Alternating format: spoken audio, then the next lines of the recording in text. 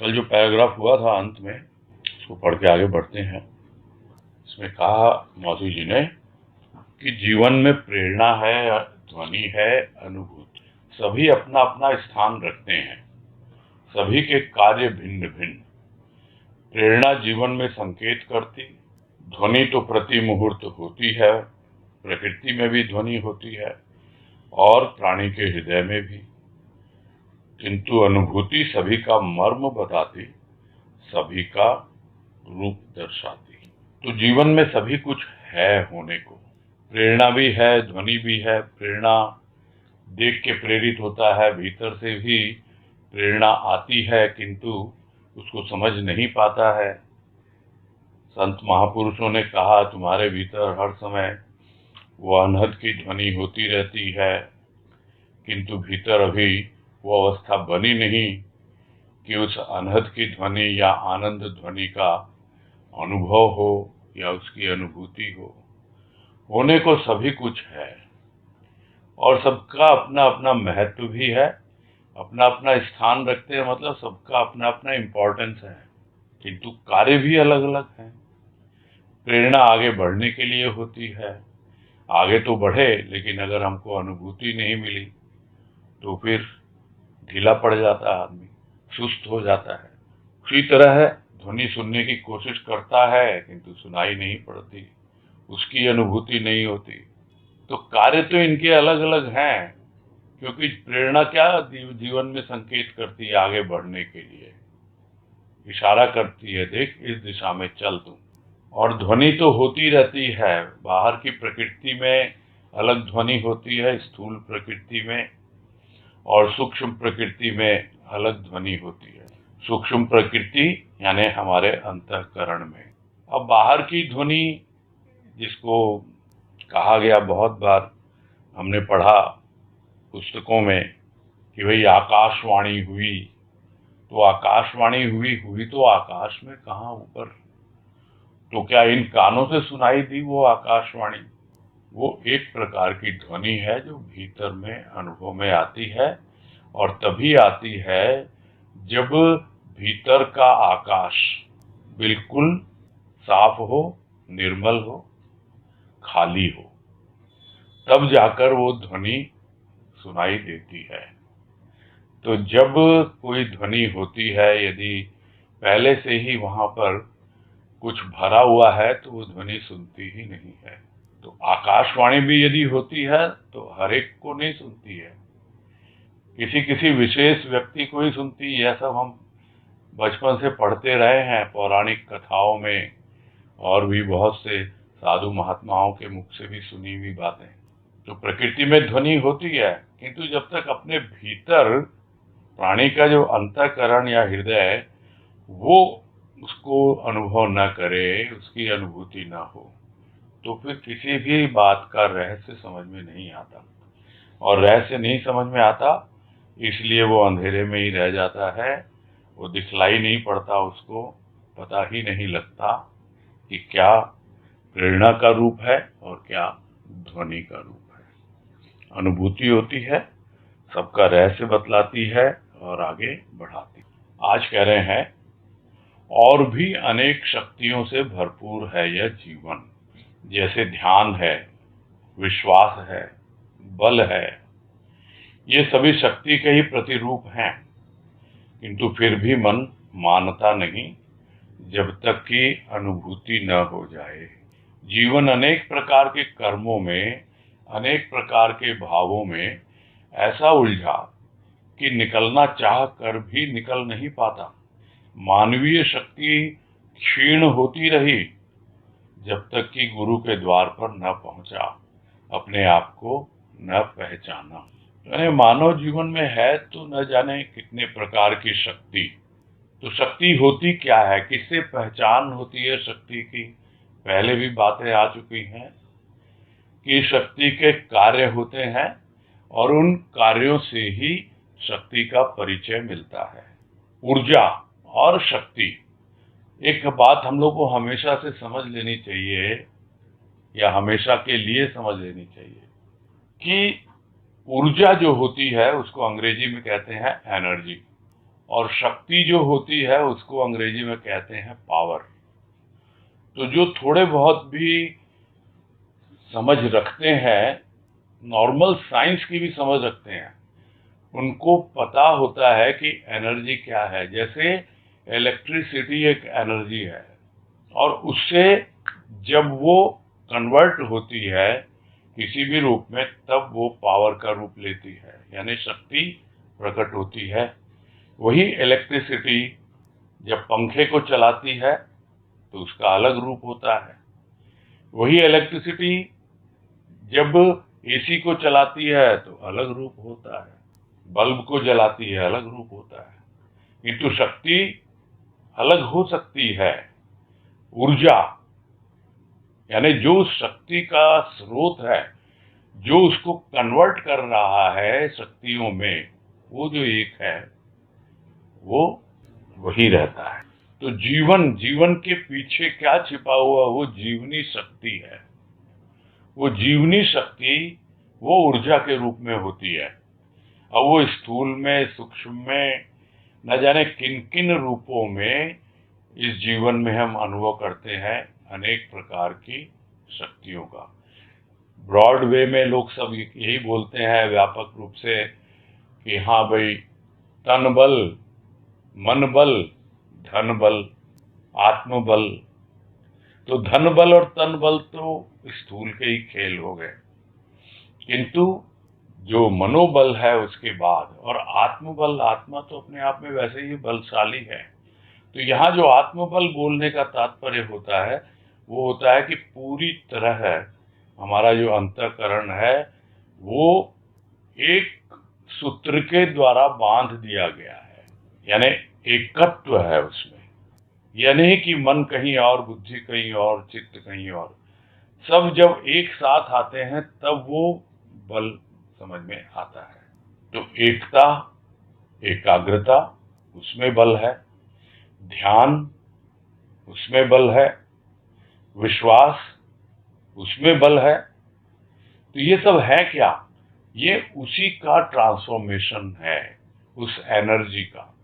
यानी वो ऊर्जा वही उस रूप बदल बदल कर सामने आती है, किंतु फिर भी समझ में नहीं आता, मन मानता भी नहीं। तो तब तक नहीं मानता जब तक कि उसकी अनुभूति नहीं हो जाती। तो अनुभूति का महत्व है ये, कितनी महत्वपूर्ण है अनुभूति। और इसका कारण क्या है बता रहे हैं कि अनुभूति क्यों नहीं होती। क्योंकि जीवन में न जाने कितने प्रकार के कर्मों में उलझा रहता है प्राणी, न जाने कितने प्रकार के भाव विचारों में उलझा रहता है। तो सब बिखरा बिखरा सा जीवन है, एकत्व है नहीं, और बाहर बाहर का जीवन है, ऊपरी कर्म है, ऊपरी भाव विचार हैं। तो भीतर की यात्रा उसकी शुरू होती नहीं है, उसी में उलझा रह जाता है। निकलने की कोशिश भी करता है, फिर भी निकल नहीं पाता है। और उन्हीं सब छोटे मोटे विचारों से, विकारों से लड़ते लड़ते उसकी जो जीवनी शक्ति है, जो जीवन में उसे मिली है, शक्तियों से जो भरपूर है यह जीवन, वो शक्ति क्षीण होती रहती है। किंतु हाँ, जैसे ही सदगुरु का द्वार मिला, उसकी शरण मिली, तब तक है ये अवस्था। और द्वार पे पहुंच के उसी के अनुसार अपना जीवन रूपांतरित कर लिया, तो भीतर का रूप भी बदल जाता है। और भीतर का रूप जब बदलता है तो धीरे धीरे अपने मन को पहचानने लगता है, जानने लगता है, बुद्धि को, चित्त को, अहंकार को। तो इस तरह उसकी आंतरिक यात्रा यानी भीतर की यात्रा शुरू होती है। और जब पूरी समग्रता से यानी टोटैलिटी में अपने अंतःकरण को पहचान लेता है, उसी को कहा जाता है कि उसने अपने आप को पहचान लिया। तो ये मानवीय शक्ति कब तक क्षीण होती रहती है? जब तक सबसे पहले सदगुरु के द्वार पे नहीं पहुंचा। तो ये तो फर्स्ट स्टेप है। और सदगुरु कहाँ पहुंचाते हैं उसको? ये कहते हैं तू यहाँ आया है तो अपने आप को जान, अपने आप को पहचान, यही तेरा लक्ष्य है। आगे कह रहे हैं, अनुभूति जीव को शिव बनाती है। भूत अर्थात प्राणी को जब अनुभूति होती है तो वह अणु की तरह छोटा बनकर अपने उपास्य देव के चरणों में लौट जाता और बार बार पद धूलि पाता अनुभूति की विभूति पर निहाल हो जाता। प्रत्येक रहस्यों का रस जीवन को रसमय बना देता। ये बात पहले भी आई है, स्वाभाविक है। यदि समझे कोई कि सब कुछ होते हुए भी कि ये कैसी विडंबना है, जो आया था पैराग्राफ, कि शिवत्व भाव होते भी मानव अपने आप को अभाव में डुबा के रखता है, अर्थात जीव भाव में ही रहता है। क्यों? क्योंकि उसे अनुभूति नहीं। जैसे जैसे अनुभूति होने लगती है वैसे वैसे जीव भाव से ऊपर उठकर शिव भाव की ओर बढ़ने लगता है। और प्राणी को जब इस तरह की अनुभूति होती है तो फिर क्या है, वो तो बिल्कुल छोटा हो जाता है, अणु की तरह। यानी भूत और अणु ये शब्द से लिए हैं, अणु भूत। तो भूत यानी प्राणी, अणु से यानी अणु की तरह छोटा हो गया, बिल्कुल कुछ है ही नहीं अब मेरा अस्तित्व। तुमने मुझे ऐसी अनुभूति दे दी, मेरे ही भीतर तुम शिव और मैं कौन, मैं तो तुम्हारा गण यानी भूत। भूतों को शिव का गण बताया जाता है। तो यह शिव जो है, यह जो महादेव कहते हैं उससे थोड़ा अलग है। यह शिव एक केंद्र, क्या कहें उसको, केंद्रीकृत यानी सेंट्रलाइज्ड पॉइंट है। ये वहां पे 3 देव हैं। ये शिव जो है वो देवों वाला देव नहीं है। ये शिव है जो उन शक्तियों का संचालक है। यानी शक्ति और शिव, जिन शक्तियों की बात अभी हुई, वो शक्तियां जो मानव में है, जीवनी शक्ति, तो जब तक वो अणु की तरह छोटा बनकर अपने उपास्य देव के चरणों की धूल नहीं बन जाता, तब तक तो प्रारंभ नहीं होती यात्रा। और उसके बाद धीरे धीरे और आगे बढ़ता है तो फिर से वहीं का वहीं लौट के आता है। यानी अनुभूति की पराकाष्ठा है वो कि जीव से अब शिव की अनुभूति उसको हो गई। तो वो अणु की तरह छोटा बन के अपने उपास्य देव के चरणों में लिपट जाता है, लौट जाता है। और बार बार जिस तरह पता है कि शिव क्या है, वो विभूति की तरह लगा लेगा, उसको अपने अंग में धारण कर लेगा, तो वो अनुभूति की विभूति मिल जाती है। वो शिव भाव स्वयं उसको अपना ऐश्वर्य दिखा देता है। विभूति के 2 मतलब होते हैं, एक जो शिव ने लगा रखा है अपने बदन पर, और एक विभूति यानी वो ऐश्वर्य, उसकी महिमा। तो अनुभूति की जो महिमा है उसके ऊपर वो इतना निहाल हो जाता है, यानी पूरा सब कुछ न्यौछावर कर देता है और खुद कुछ भी नहीं, खुद तो अपने प्रभु की चरण धूली है। प्रत्येक रहस्यों का रस उसको समझ में आ जाता है, रस मिलने लगता है और उसका जीवन पूरी तरह रसमय बन जाता है। तो ये है अनुभूति की विशेषता। और भी है जो आगे बता रहे हैं कि अनुभूति अंतर चेतना, अंतर प्रेरणा, ईश्वरीय भाव का विकास, आत्म तत्वों को प्रकाश में लाने वाली, हृदय को हुलसाने वाली, भटकते मन को अपने आंचल में आश्रय देने वाली अनुभूति ही है।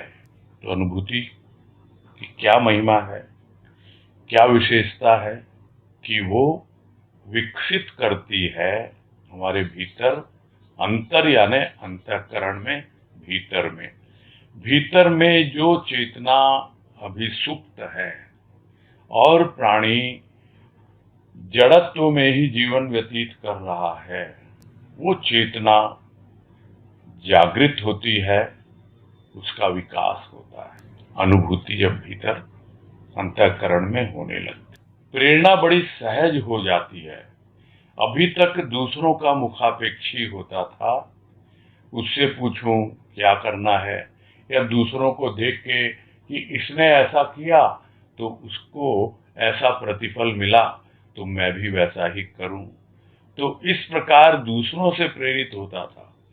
किंतु अब अंतः प्रेरणा से प्रेरित हो रहा है, यानी अपने भीतर की जो प्रेरणा वो देता है भीतर बैठा हुआ उसका प्रभु, जो उसे अनुभूति की विभूति दिखला रहा है, उसका ऐश्वर्य बतला रहा है कि देख तेरी अंतर चेतना जाग रही है अनुभूति के माध्यम से और विकसित हो रही है। तेरी अंतर प्रेरणा कहीं और से नहीं आ रही, बिल्कुल भीतर से ही आ रही है। और जो भी ईश्वरीय भाव है यानी परमात्मा का भाव जो है वो विकसित होता है अनुभूति के द्वारा। और इतना ही नहीं है, आत्म तत्वों को, आत्म का तो एक ही तत्व है, वैसे तत्वों को यहाँ कहने का मतलब यही है, जैसे शक्तियों की बात हो रही थी, अनेक शक्तियों, तो शक्तियों के पीछे क्या छिपी हुई है? ऊर्जा। वैसे ही तत्वों के पीछे छिपा हुआ है एक ही तत्व, और वो है आत्म तत्व। तो आत्म तत्व अनेक अनेक रूपों में प्रकाशित होता है, अनेक अनेक रंगों में प्रकाशित होता है। जैसे प्रकाश है, सूर्य का प्रकाश, उसका क्या रंग है? कोई कहे सुनहला है, कोई कहे पीला है, ऐसा नहीं, यह तो वातावरण के कारण है। अन्यथा वो तो बिल्कुल कोई ऐसा रंग है कि कोई उसका रंग कहे ही नहीं जा सकता। पानी का क्या रंग है? कोई रंग है ही नहीं, रंगहीन है। वैसे ही आत्मा का क्या रंग है? कोई रंग नहीं है।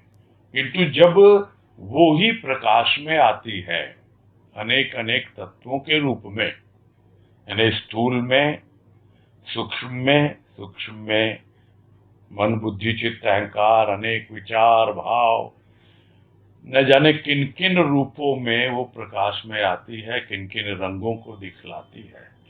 तो प्रकाश की एक किरण जो होती है वो सतरंगी बन जाती है। तो वो आत्म तत्व, एक तत्व, वो अनेक रूपों में अनेक रंगों में अनुभूति देने लगता है। प्राणी अभी उसी आत्म प्रकाश में कार्य कर रहा है। वो सूर्य अभी आत्मा का हर समय जल रहा है, प्रकाशित है, किंतु अभी उससे संबंध स्थापित नहीं हुआ है। उसको कौन संबंध स्थापित करेगा, कौन उससे जोड़ेगा? वो है अनुभूति। तब लगता है कि मेरे जीवन में ये प्रकाश भले ही इस रंग का है, उस रंग का है, कहाँ से आया ये वहीं से आया, वो जो आत्मा रूपी सूर्य है वहां से आया। तो उसको प्रकाश में लाने वाली है अनुभूति। और जब प्रेम में मगन हो जाता है, वो अनुभूति होती है, तो हृदय हुलसित हो जाता है। और जब मन में आता है तो मन जो इधर उधर भागता रहता है, भटकता रहता है, तो जैसे माँ क्या करती है, अपने बच्चे को अपनी गोद में बैठाती है और अपने आंचल में छुपा लेती है, वैसे ही अनुभूति रूपी माँ इस भटकते हुए मन को अपनी गोद में बैठा लेती है और अपने आंचल में आश्रय देती है, ताकि वो भटके ना। कि तेरे को ये अनुभूति मिली थी ना मन, देख। जैसे माँ समझाती है बच्चे को, देख ये खाया पिया था ना, देख तेरा शरीर सुधरा ना, देखो पढ़ाई की थी ना तो इतने नंबर आए ना। वैसे ही अनुभूति समझाती है मन को कि देख ये अनुभूति तुमको मिली तो इसलिए तेरा भटकना छूटा ना। तो थोड़ा बहुत भी भटकता है तो मन अपने आप ही दौड़ के चला जाता है उस अनुभूति के आश्रय में कि मुझे फिर से उसी तरह की कोई अनुभूति मिले। तो इतना महत्व है अनुभूति का और इतनी महिमा है अनुभूति की। आगे कह रहे हैं, जीवन एक ईश्वरीय सत्ता का अंश है, उसे मान्यता देती है अनुभूति। अनेक गुण हैं, अनेक भाव हैं जीवन के इन तत्वों में, किंतु इनसे परिचय कब कर पाया, अनुभूति के लिए कब छटपटाया, स्व की अनुभूति भी कब कर पाया। मानव तो पर के लिए सदा छटपटाता रहा। वह तो आहार निद्रा भय भोग में ही जीवन व्यतीत करता रहा और सोचता रहा, मैं बहुत सुखी हूं। उसे तो मालूम भी नहीं कि सुख क्या है। सबसे बड़ा सुख उसे आत्म अनुभूति में प्राप्त होता है, जिससे वह आज तक अनजान रहा, जीवित अवस्था में भी बेजान रहा। तो सुनता तो आया है कि ये मानव जो जीवन मिला है वो क्या है, वो ईश्वरीय सत्ता जो है, पूरी जो सर्वव्यापी एक परमात्मा, उसी का अंश है यह आत्मा, उसी का रूप है यह जीवन, यानी आत्मा ने धारण किया है यह शरीर। उसे मान्यता देती है का मतलब मान लेती है। अभी माना है, अनुभूति मिली है, मन में आई है बात, समझ में आ जाता है कि हाँ भाई मेरे भीतर कोई आत्मा है और वो आत्मा उस परमात्मा का अंश है।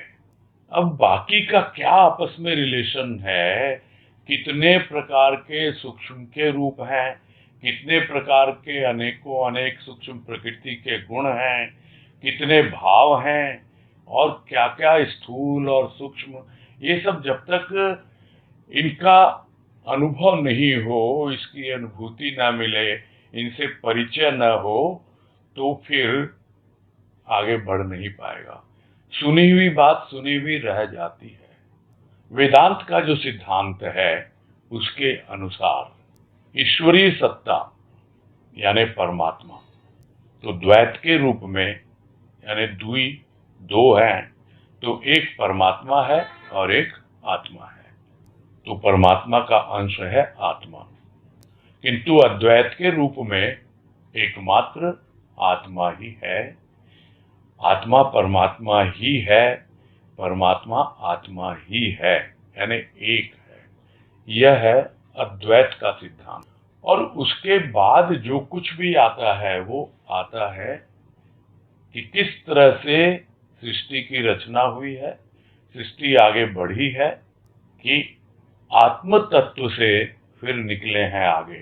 फिर आता है प्राण, जो सूक्ष्माति सूक्ष्म है और जिसको हम हमेशा कहते रहते हैं कि वो आत्मा जो है वही प्राणों का साथी है, हमेशा साथ रहता है। उसके बाद फिर आते हैं सूक्ष्म तत्व।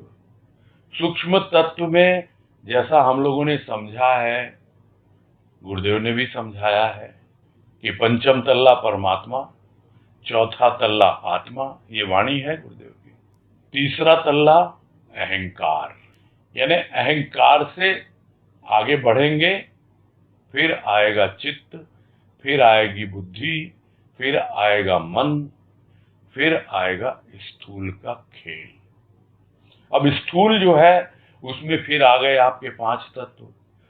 तो अनेक गुण हैं, अनेक भाव हैं इस जीवन में, इन तत्वों में, किंतु इनसे परिचय कब कर पाया, प्रश्न किया गया है यहाँ कि कब परिचय कर पाया। मैंने परिचय क्यों नहीं कर पाया, क्योंकि अनुभूति के लिए कब छटपटाया। तो जब तक अनुभूति के लिए छटपटाएगा नहीं, तब तक अनेक गुण, अनेक भाव, अनेक तत्व, हो सकता है सुने ही ना हो, पढ़े ही ना हो, और फिर अनुभूति जब तक उसके बारे में कुछ आइडिया ही नहीं है तो अनुभूति होकर के भी नहीं होती है। तो उसके लिए छटपटाहट जब तक नहीं होती, व्याकुलता नहीं होती, तब तक एक ईश्वरीय सत्ता है, उसका अंश है यह आत्मा, और उससे सब कुछ आगे बढ़ा हुआ है, बढ़ रहा है, जो भी हमें अनुभव मिल रहे हैं। फिर कह रहे हैं स्व की अनुभूति भी कब कर पाया। तो एकमात्र स्व ही स्व है। और गुरुदेव ने तो स्व को आत्मा और परमात्मा से भी परे बताया है। परे यानी परमात्मा, आत्मा, इससे भी बियॉन्ड है वो, तो कुछ होगा ऐसा। कब कर पाया उसकी अनुभूति? क्यों नहीं कर पाया? क्योंकि वो तो पर के ही लिए छटपटाता रहा। पर यानी दूसरा, मैं कोई और, बाकी कोई और। भक्ति में यदि अनुभव कर पाता, जो हम अक्सर कहते हैं, गुरुदेव ने भी कहा, तू मैं हो गया, मैं तू हो गया। रामकृष्ण परमहंस का भी सुनते रहते हैं हम, तुमी आमी आमी तुमी, तू और मैं एक हो गए। तो उसको एक वाणी में गुरुदेव ने समझाया कि वो एक ऐसी अवस्था है जहां तू भी नहीं, मैं भी नहीं, वहां वह है। और वो जो वह है, वो अनुभूति, यदि कहा जाए कि वो वह स्व है, यानी परमात्मा और आत्मा का मिलन हो गया। दोनों एक दूसरे का वर्ण कर लिया, विवाह हो गया। इस तरह की भी एक वाणी है गुरुदेव की चेतना में कि वाह विवाह कौन गवाह, स्वय का परिचय कौन दे। स्वय को अनुभव मिल गया उस विवाह का, वो ही गवाह है। अब उसका परिचय कौन देने आएगा? कोई बता पाया स्वय क्या होता है? कोई नहीं बता पाता। आत्मा की बात करेंगे, परमात्मा की बात करेंगे, किंतु ये एक ऐसा विवाह है आत्मा परमात्मा का, जहां पे गवाह रहता है वो स्वयं। कौन उसका परिचय दे? और मानव की क्या अवस्था, वो तो पर के लिए ही सदा छटपटा रहा है, दूसरों को ही महत्व देता है, स्थूल का ही जीवन जीता रहता है, आहार निद्रा भय भोग में ही जीवन व्यतीत करता रहता है, और समझ लेता है कि हाँ भाई, मैं तो बहुत बढ़िया जीवन जी रहा हूँ, बहुत सुखी हूँ, बहुत आनंद से हूँ। सुख की बात मालूम नहीं। पूरा लेख लिख दिया गुरुदेव ने कि सुख होता क्या है। उस लेख का शीर्षक ही सुख, और उसका विश्लेषण भी उनकी कृपा से हुआ था लॉकडाउन पीरियड। तो मालूम ही नहीं है कि सुख क्या होता है। सबसे बड़ा सुख, सबसे बड़ा आनंद, आनंद शीर्षक से लेकर भी लेख है, दो है, एक आनंद, एक आनंद कहाँ। तो उसमें ये जगह बताया गुरुदेव ने कि कहाँ नहीं है आनंद, सब जगह है आनंद। तो प्राणी तो सुख में भी सुख ही समझता है, और दुख अपने आप चला आता है। उस सुख में भी यदि थोड़ा सा आनंद की अनुभूति पाता, उस आनंद को पकड़ के आगे बढ़ता, तो धीरे धीरे उसे पता लगता कि सबसे बड़ा सुख तो आत्मानुभूति में है। सबसे बड़ा आनंद, जिसे हम कहते हैं परमानंद, वो परमानंद कहाँ है? वो है आत्मा में। तभी तो गुरुदेव कहते हैं, हम क्या चाहते हैं? आत्मानंद का प्रसार। हम छोटे मोटे आनंद का प्रसार नहीं चाहते हैं। ठीक है, अच्छी बात है, आनंद के नाम पर हम सत्संग करते हैं। बहुत से सत्संग केंद्रों का नाम भी आनंद से जुड़ा हुआ है। बहुत से लोगों ने अपने बच्चों का नाम आनंद रखा हुआ है। किंतु क्या उससे आनंद की अनुभूति हो जाती है? आनंद की अनुभूति, वास्तविक अनुभूति शुद्ध रूप में आत्मा में हो, वही सबसे बड़ा सुख है। तो उससे आज तक तो अनजान ही है वो। तो अगर उससे अनजान बना रहा, तो फिर कहने को तो जीवित है, किंतु उसमें कोई जान नहीं है। शिव होकर भी वो शव की तरह जीवन व्यतीत कर रहा है, कोई जान नहीं है। और यदि यह कहा जाए कि अपने कंधों पर ही अपनी लाश ढो रहा है, तो कोई अतिशयोक्ति नहीं। मानव जीवन मिला है आत्मानंद की अनुभूति के लिए, आत्मानुभूति के लिए। तो वो जब तक नहीं प्राप्त हो जाए, तब तक अनुभूति का सिलसिला चलता रहता है। आगे कह रहे हैं, स्व की अनुभूति के बिना तो यह जीवन निस्सार है। स्व की अनुभूति ही पर का परिचय देती है। सूर्य के सम्मुख खड़ा होने पर मुख पर प्रकाश और पीठ की ओर अंधेरा होगा, यह निश्चित बात है। इसी प्रकार स्व की अनुभूति पर का परिचय कराती है। स्व सूर्य है, एक छोर दूसरे छोर का रहस्य बता देता। किंतु यहां तो मर्म कुछ और ही है। स्व की अनुभूति तो पर का रहस्य बता देती, किंतु पर के भाव में रहने से स्व को नहीं जान पाता है। जैसे भाव अभाव का मर्म बताता, किंतु अभाव भाव का मर्म नहीं समझा पाता, क्योंकि ये भाव निम्न स्तर के हैं और वे भाव उच्च स्तर के हैं तथा सूक्ष्म भी हैं।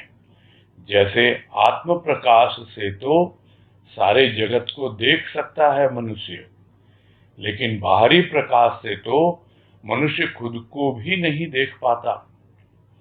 फिर इन स्थूल आंखों से जगत को देखा भी तो क्या देखा, उस भाव से नहीं देख पाया जगत को जैसा उसे देखना था।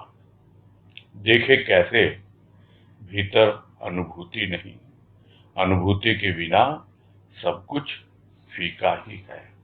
थोड़ा लंबा पैराग्राफ है और ये इस लेख का अंतिम पैराग्राफ है, तो इसको थोड़ा समझने का प्रयास करेंगे। कई तरह की बातें इसमें आई हैं।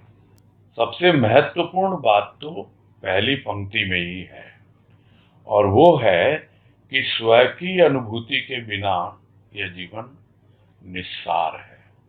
यानी मानव जीवन मिल तो गया, किंतु यदि स्व की अनुभूति नहीं हुई, हो सकता आत्म अनुभूति हो गई हो, किंतु स्व की अनुभूति अगर न हुई हो तो जीवन में कोई सार नहीं है। यानी जितना सार तुमने ग्रहण किया वो भी अभी अधूरा है।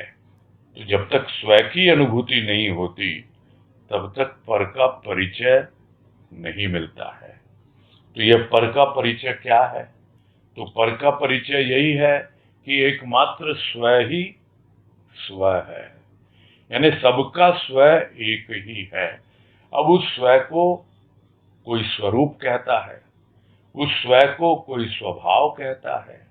तो जब रूप के माध्यम से पहुंचते हैं तो पहले रूप है, यानी बाहर का स्थूल रूप, फिर भीतर का सूक्ष्म रूप जिसे अरूप कहा गया, और उसके बाद आता है स्वरूप यानी स्व का रूप। किंतु स्व का कोई रूप नहीं होता है, यह समझाने के लिए है। स्व की कोई अनुभूति भी नहीं होती है, यह भी समझाने के लिए होता है। स्व अपने आप में स्वतंत्र है, स्व है। तो स्व की अनुभूति जब होती है, यानी उस अवस्था तक जब पहुंच जाता है प्राणी, तब उसे लगता है कि पर तो कोई है ही नहीं। पर का परिचय देती है, यानी सबके भीतर वो स्व है, और वो स्व है उसे कौन जान पाएगा? इसको अभी बात हुई गुरुदेव की वाणी के आधार पर कि कौन उसका परिचय दे। प्रत्येक को अपने ढंग से ही उस स्व की अनुभूति होती है। तो सर्वप्रथम हम पहुंच तो जाएं, चौथा तल्ला आत्मा, पांचवा तल्ला परमात्मा, वहां तक पहुंचे। क्या उसके ऊपर भी कुछ है? उसके ऊपर जो है वही स्व है। चौथे तल्ले के ऊपर छत है, और उस छत पे किसका घर है? पंचम तल्ले का, यानी परमात्मा रहता है वहां। तो पंचम तल्ले के ऊपर भी एक छत है, वो है छठा तल्ला। वहां कौन रहता है? छठे तल्ले पर, छठे तल्ले पर रहता है छठ वाला, और वही स्व है। समझने के लिए अपनी जगह, यानी वहां कोई दीवार नहीं, वहां कोई छत नहीं, सिर्फ और सिर्फ खुला आकाश। तो क्या यह अनुभूति कहलाएगी? ये तो सुनी हुई बात कहलाएगी, या अंदर से उमड़ी हुई बात कहलाएगी। वहां पहुंचने पर यही लगता है कि स्व ही स्व है, आकाश ही आकाश चारों ओर है, उसी ने सबको आच्छादित किया हुआ है। पर का परिचय क्या? बाकी सब तो नीचे रह गए, वही सब पर है। अब यहाँ उदाहरण सूर्य का लिया गया है कि जब तक सूर्य के सम्मुख खड़ा नहीं होगा तब तक पता नहीं लगेगा कि प्रकाश क्या होता है, अंधकार क्या होता है। तो जब सम्मुख होता है तब मुख पर प्रकाश आता है और पीठ की ओर अंधेरा होता है। तो यह तो निश्चित बात है, सब जानते हैं। तो इसी प्रकार जब स्व की अनुभूति होती है तो वो स्व, वो तो सामने आ गया, खुला आकाश है। और पर कहाँ गया? पर तो पीछे रह गया। एक समय था जब पर में जीवन जी रहा था, जो पहले भी बताया, आहार निद्रा भय भोग। यह कौन सा जीवन है? यह पर का जीवन है। स्व का जीवन वहां तो पर पीछे चला गया। तो पर का परिचय मिल गया कि अभी तुम जिसको अपना जीवन समझ रहे थे वो जीवन नहीं था। ये पर का परिचय यही है, जब तक स्व की अनुभूति न हो जाए। नहीं तो यह लगेगा कि यह मेरा भाव, ये मेरा स्वभाव। और इन सब बातों को बहुत स्पष्ट रूप से गुरुदेव ने समझाया है उस लेख में, जिसका शीर्षक प्रकृति और स्वभाव। और उसमें यह भी बतलाया कि एक बार वो भाव जब स्व तक पहुंचा देता है तो भाव का भी कोई काम नहीं है वहां। किंतु जब वो उस अवस्था से लौट के वापस आता है तो वो भाव ही उसका स्वभाव बन जाता है और उसके लिए कोई पर नहीं रहता। उसको परिचय मिल जाता है। जो आनंद पथ पुस्तक में गुरुदेव ने कहा, ऋषि मनन कर रहा था, स्व कौन पर कौन, तो यही अनुभव में उसे आया कि कोई भी पर नहीं है, सब स्व ही स्व है। तो ये तो जिसको जो अनुभव मिल जाता है। यहाँ पर बात उदाहरण आ रहा है सूर्य का। तो स्व सूर्य है, तो एक छोर दूसरे छोर का रहस्य बतला देता है। यानी सूर्य कहाँ उदय हुआ? पूरब में। तो दूसरे छोर पे क्या है? जब वो पश्चिम में चला जाएगा तो अंधकार हो जाएगा, यानी वो पर हो जाएगा। तो यहाँ जो मर्म की बात है वो यही है कि स्व की अनुभूति आपको पर का रहस्य बतला देती है। एक बार तुमको स्व की अनुभूति हो गई, उस सूर्य के दर्शन हो गए, पता लग गया सूर्य ये है, तो वो पर का रहस्य मिल गया। किंतु यदि आप पर के भाव में हो, यानी आपने सूर्य को पीठ दे रखी है, तो फिर वो स्व को नहीं जान पाओगे। खैर, यहाँ पे जिस संदर्भ में बातें कही जा रही हैं वो स्व के संदर्भ में कही जा रही हैं। ये सूर्य का जो रूप बनता है वो आत्मा के संदर्भ में फिर भी हम समझ पाते हैं। जो बात हमेशा होती रहती है कि उस आत्म प्रकाश से ही हम अपना जीवन व्यतीत कर रहे हैं। अभिव्यक्ति अलग अलग हो सकती है, किंतु हमें समझना है कि वास्तव में भाव क्या है। इसमें भाव यही है कि पर के भाव में जब तक रहेंगे, यानी चाहे हम स्थूल के भाव में रहेंगे, चाहे हम सूक्ष्म के भाव में रहेंगे, तब तक हमें स्व की अनुभूति नहीं होगी, नहीं जान पाते हैं। तो जो पर के भाव में रहेगा वो स्व को नहीं जान पाता। और उसको साधारण रूप में यही समझाया यहाँ पर कि जिस तरह भाव में आ जाओगे तब मालूम पड़ेगा कि हम मेरे जीवन में क्या क्या अभाव थे, किन अभाव में मैं डूबा हुआ था, कौन से जंजालों में फंसा हुआ था। तो भाव में आने के बाद ही अभाव का मर्म समझ में आता है। किंतु जब तक अभाव में रहता है तब तक भाव का मर्म नहीं समझ पाता। क्यों नहीं समझ पाता? क्योंकि ये भाव बहुत ही निम्न स्तर के हैं, यानी बहुत ही लोअर लेवल के। ये सब बातें हम लोग कितनी बार कर लेते हैं कि जब तक हमारा धरातल स्तर नीचे रहेगा तब तक हम सबको खींच खींच के ले आएंगे अपने स्तर पर। किंतु जो भाव हमें ऊपर ले जाना चाह रहा है, हम नहीं जाना चाह रहे। क्यों? क्योंकि हम तो निम्न स्तर के भावों में ही बहुत कंफर्टेबल फील करते हैं और हर कोई छोड़ना नहीं चाहता है। और इस बात को कितनी बार मेरे मुख से सुना होगा सब लोगों ने, आपने, कि यह जो एक कंफर्ट जोन हम बना लेते हैं कि भाई हमको ये बहुत सही लग रहा है, हमको मिल गया हमको जो चाहिए जीवन से, बहुत बहुत बढ़िया चल रहा है जीवन, स्थूल का जीवन भी, सूक्ष्म का जीवन भी, और सब तरह से देखो सत्संग मिल गया, गुरुदेव बाबा मिल गए, सत्संग में जाते हैं, भजन गाते हैं, खूब अच्छा लगता है, गुरुदेव का श्रृंगार करते हैं, बाबा का श्रृंगार करते हैं, कितना बढ़िया, देखो कितना अच्छा चल रहा है जीवन। और आप ये सब क्या लेके बैठ गए, अनुभूति की बात और ये स्व और आत्मा परमात्मा क्या सब, तो फिर क्या होगा, कैसे समझ में आएंगी ये सब बातें? बड़ी मुश्किल है। और इसी को गुरुदेव ने एक वाणी में बताया, जो बार बार मैं बोलता रहता हूँ। और यहाँ कोई मैं से मेरा कोई अहंकार नहीं है। समझने की बात है यह कि चक्षु प्रिय देव बन गया, कर्ण प्रिय भजन बन गया, तू क्या बना? तो कहते हैं बनना क्या है, जीवन तो बीत ही रहा है, बस यही एक कंफर्ट जोन है।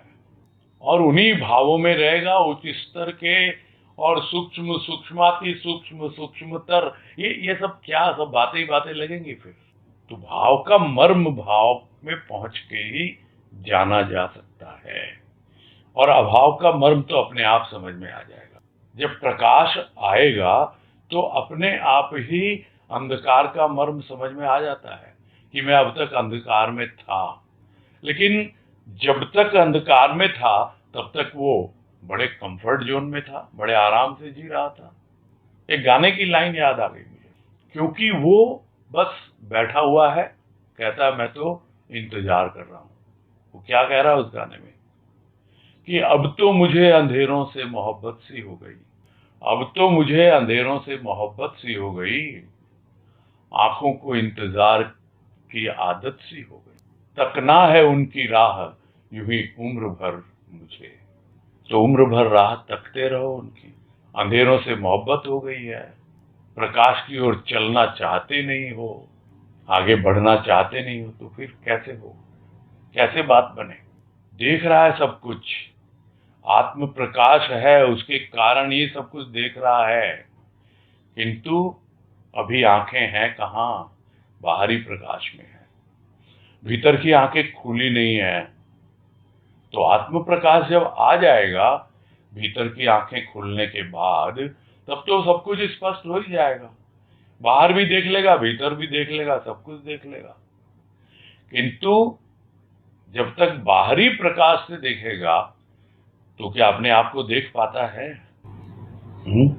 अरे वो तो गुरु आता है सामने, दर्पण बनकर आता है, तब दिखाता है देख अपना चेहरा।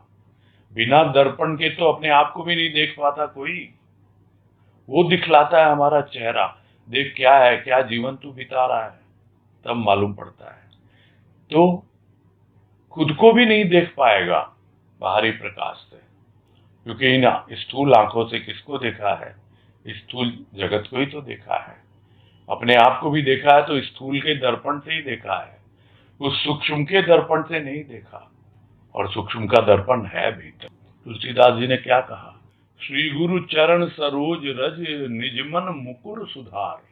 ये मन मुकुर है, मुकुर यानी दर्पण है, सुधार उसको तू। कैसे?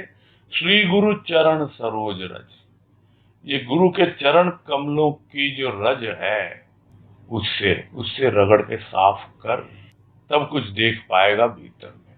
बाहरी प्रकाश भीतर कैसे देख पाएगा?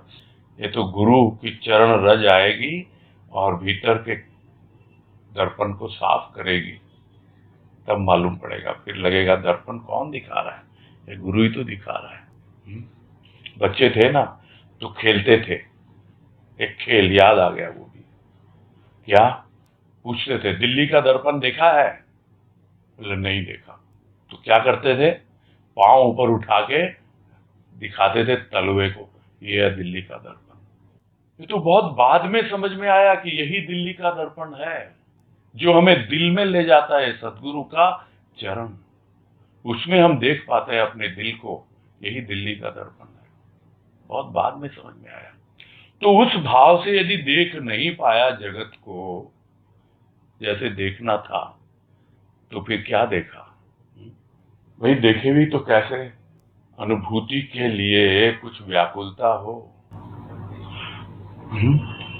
कुछ छटपटाहट हो, तब तो कुछ देखेगा, तब तो कुछ आगे बढ़ेगा, तब तो अंतर यात्रा शुरू होगी।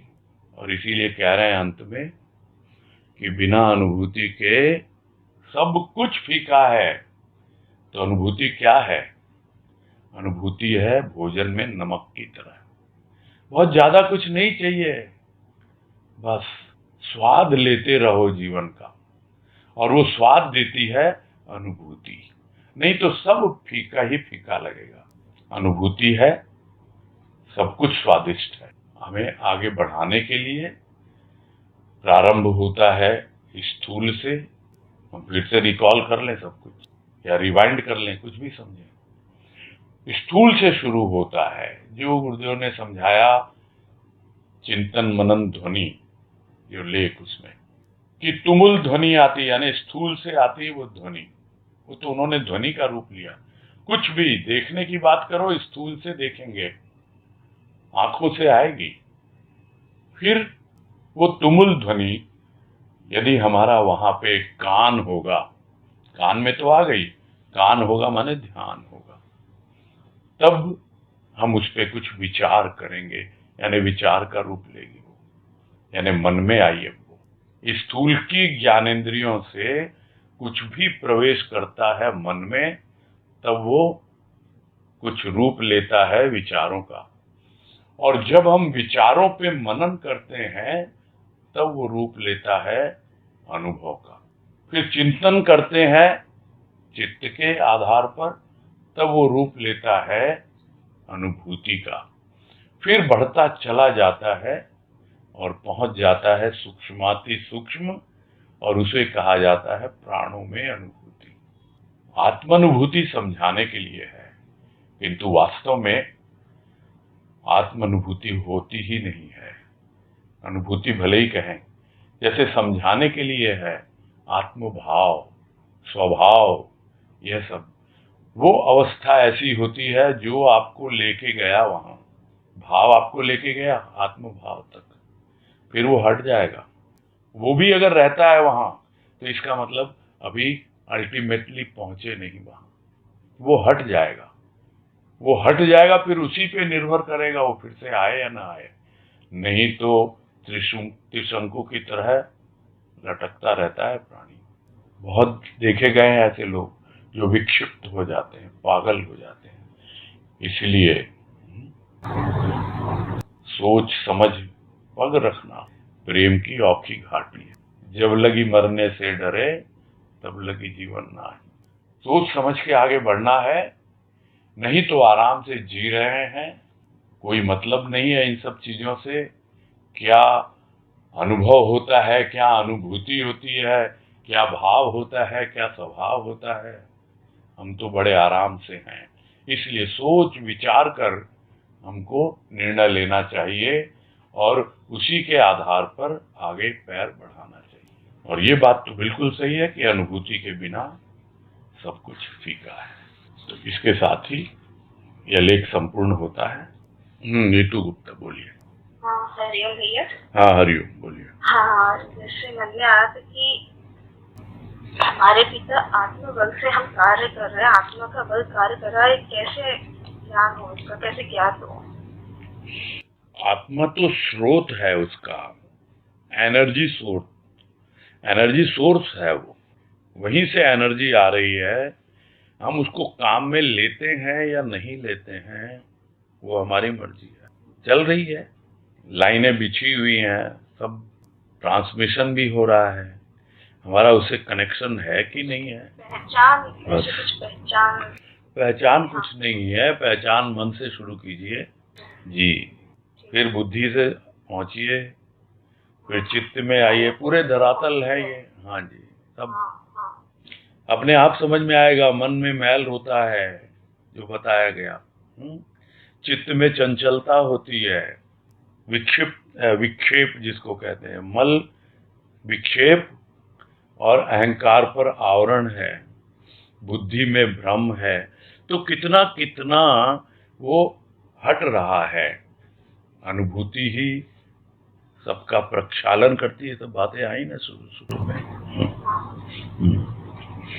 उससे मालूम पड़ेगा कि हम आगे बढ़ रहे हैं कि नहीं आत्म अनुभूति की ओर। ठीक है। हाँ हरिओम। क्या हैंड रेज है ही नहीं और कोई? यही समझ में आ रहा है। थोड़ा सा टॉपिक अलग है ये। उर्मिला जी बोलिए। उर्मिला जी अनम्यूट कीजिए। अच्छा, अनम्यूट नहीं हुआ था भैया जी। हाँ जी, हाँ प्रणाम। हाँ हाँ, हरिओम हरिओम, बोलिए। हाँ, ये आत्म भाव और स्वभाव में क्या अंतर है? जो आत्मा में और स्व में है। जैसे मतलब अपने प्रैक्टिकल लाइफ में जी, और जो आत्म भाव में जो भक्ति जीते हैं, जिन्होंने मतलब पूर्ण अनुभव पाया है, तो उनकी मतलब जीवन में जो स्वभाव बनता है, जैसे सबसे ये करने का, व्यवहार करने का, प्रभु से प्यार करने का, मतलब थोड़ा सा खोल के बताइए, ये समझ नहीं आता। देखिए, स्व की बात तो आई है, तो समझ में आया क्या कुछ? हाँ, स्व की बात ये समझ आई कि स्व का जो भाव है वो मतलब आत्मा से भी आगे का भाव। जी हाँ, जी हाँ। हाँ, भाव जो है, भाव जो हाँ, है वो हर जगह पर है। हाँ, हाँ, स्थूल में भी है, सूक्ष्म में भी है। अब कहाँ पर है, कहाँ लेके जा रहा है वो आपको, वो डिपेंड करेगा आपकी प्रकृति पर। प्रकृति यानी नेचर, जिसको हम जनरल भाषा में स्वभाव कहते हैं। वो स्वभाव यानी नेचर स्व का भाव नहीं है। तो जिसका जैसा नेचर होगा उसी के अनुसार वो प्रकृति के आधार पर ही, सूक्ष्म प्रकृति के आधार पर आगे बढ़ेगा वो।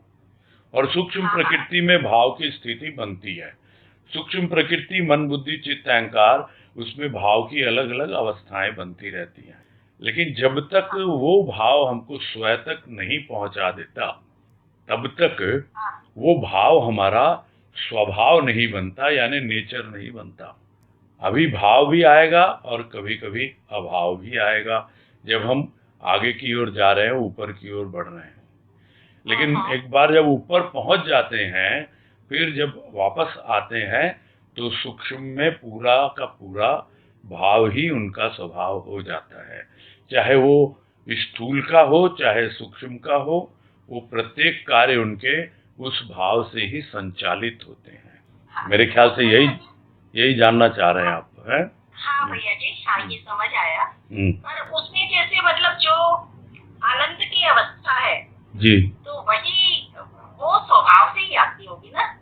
देखो, आनंद भी हर जगह है, जैसे भाव हर जगह है, आनंद भी हर जगह है। हाँ, हाँ, तो हम छोटे छोटे बातों में ही बहुत बार जो सुख की अनुभूति करते हैं, वहां भी आनंद तो है। बिना आनंद के तो सुख भी नहीं है, बिना आनंद के तो दुख भी नहीं है। सब में है आनंद। जैसे सृष्टिकर्ता तो सब में है, ऐसा थोड़ी है कि तमोगुण में सृष्टिकर्ता नहीं है। सभी जगह है वो परमात्मा तो सब जगह है।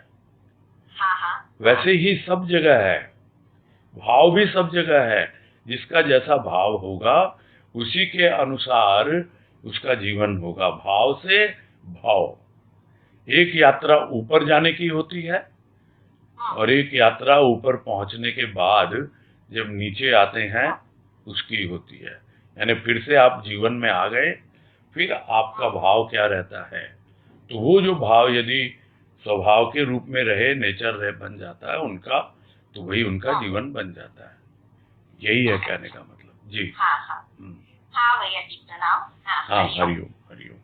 हाँ, समय बहुत कम है, फिर भी जल्दी से ले लेते हैं। पूजा बोलो। हरिओम चाचा जी। हाँ, हरिओम बोलो।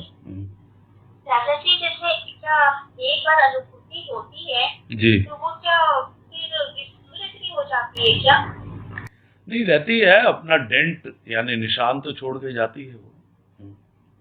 लेकिन समय ऐसा होता है, समय की धूल उस गड्ढे को भर देती है। फिर फूंक मारना पड़ता है, फिर उड़ाना पड़ता है, और आगे बढ़ेंगे तो और तरह तरह की अनुभूति आएगी। यही है, अनुभूति होती है, बिल्कुल होती है, और वो रहती भी है, किंतु समय की धूल उसको ढक देती है। यही बात है। सत्संग उस धूल को उड़ाता है। ठीक, क्लियर है?